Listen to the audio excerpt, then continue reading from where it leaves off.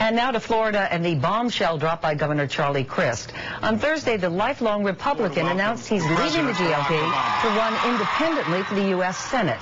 His decision comes just months after being ripped by fellow conservatives over an embrace with President Obama, and effectively makes former Florida House Speaker Marco Rubio the Republican nominee. We're going to talk to Mr. Rubio in just a moment, but first we are joined exclusively by Governor Crist. Governor, good morning to you.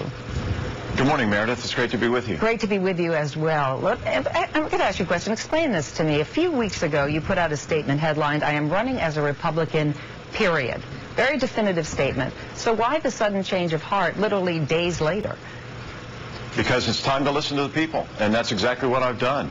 I said that, after we did a debate on Fox, and what I did right after that is I went with my wife, Carol, to Yusepa Island.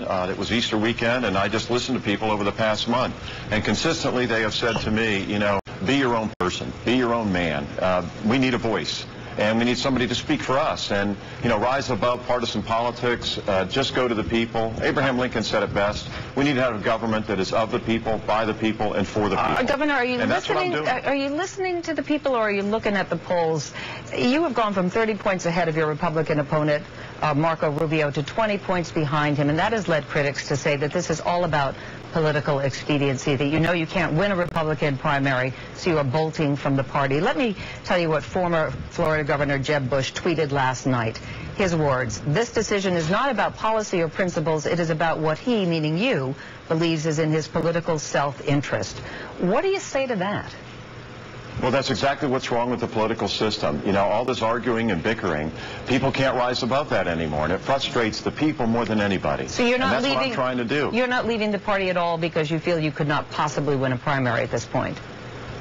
No, what I'm doing is going to the people. You realize if you stay in a primary, only a certain segment of the people have the opportunity to make this decision and this choice. And frankly, in a primary, it's a sort of a club within that club. But do you worry and about, that I don't think is right. But do you worry I about think that losing all the people of Florida...